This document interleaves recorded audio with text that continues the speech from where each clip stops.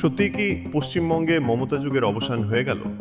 আর বাংলার নতুন মুখ কি এখন শুভেন্দু অধিকারী? পশ্চিমবঙ্গের রাজনীতিতে এমন এক ঘটনা ঘটেছে যা কয়েক বছর আগেও কল্পনা করা কঠিন ছিল। বিজেপি আনুষ্ঠানিকভাবে ঘোষণা করেছে রাজ্যের পরবর্তী মুখ্যমন্ত্রী হচ্ছেন শুভেন্দু অধিকারী। ২৯৪ আসনের বিধানসভায় ২০৭টি আসনে জয় পেয়ে নিরঙ্কুশ সংখ্যাগরিষ্ঠতা অর্জনের পর এই সিদ্ধান্ত নেয় বিজেপির কেন্দ্রীয় নেতৃত্ব। আর ঘোষণা দেন স্বয়ং কেন্দ্রীয় স্বরাষ্ট্রমন্ত্রী অমিত শাহ। এই ঘোষণার মধ্য দিয়ে পশ্চিমবঙ্গে প্রথমবারের মতো বিজেপির নেতৃত্বে সরকার গঠনের পথ পুরোপুরি পরিষ্কার হয়ে গেল। কিন্তু সবচেয়ে বড় প্রশ্ন হচ্ছে, কিভাবে একজন মানুষ যিনি একসময় মমতা বন্দ্যোপাধ্যায়ের সবচেয়ে বিশ্বস্ত সৈনিক ছিলেন, তিনি আজ তার রাজনৈতিক পতনের প্রতীক হয়ে উঠলেন? শুভেন্দু অধিকারীর রাজনৈতিক গল্পটা আসলে বাংলার ক্ষমতার পালাবদলের গল্প। ২০০৭ সালের নন্দীগ্রাম আন্দোলনে তিনি ছিলেন সামনের সারির নেতা। সেই আন্দোলনই বামফ্রন্টের ৩৪ বছরের শাসনের ভিত কাঁপিয়ে দিয়েছিল।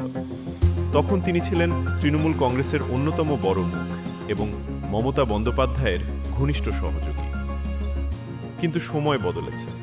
২০২১ সালের নির্বাচনের আগে শুভেন্দুর বিজেপিতে যোগ দেওয়া শুধু দলবদল ছিল না, সেটা ছিল বাংলার রাজনীতিতে এক বড় বিস্ফোরণ।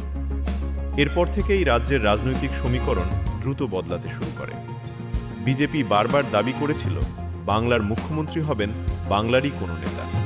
শেষ পর্যন্ত সেই প্রতিশ্রুতির মুখ হিসেবেই সামনে এলেন শুভেন্দু অধিকারী।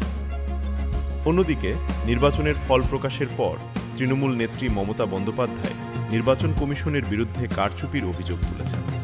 তার দাবি, এই ফল স্বাভাবিক জনমতের প্রতিফলন নয়। তবে বিজেপি এসব অভিযোগ পুরোপুরি উড়িয়ে দিয়ে বলছে, এটা বাংলার মানুষ পরিবর্তনের পক্ষে রায় দিয়েছে। জয়ের পর শুভেন্দু অধিকারী তার সমর্থকদের উদ্দেশ্যে বলেন, ২০১১ সালের পরিবর্তনের অংশ যেমন তিনি ছিলেন, ঠিক তেমনি এবারের আসল পরিবর্তনেরও তিনি অন্যতম কাণ্ডারি। আর এখানেই শেষ হচ্ছে না এই গল্প, কারণ পশ্চিমবঙ্গ এখন এমন এক নতুন রাজনৈতিক অধ্যায়ে প্রবেশ করল, যেখানে এক সময়কার তৃণমূলের সেনাপতি আজ বিজেপির মুখ হয়ে রাজ্যের ক্ষমতার কেন্দ্রে বসতে চলেছেন।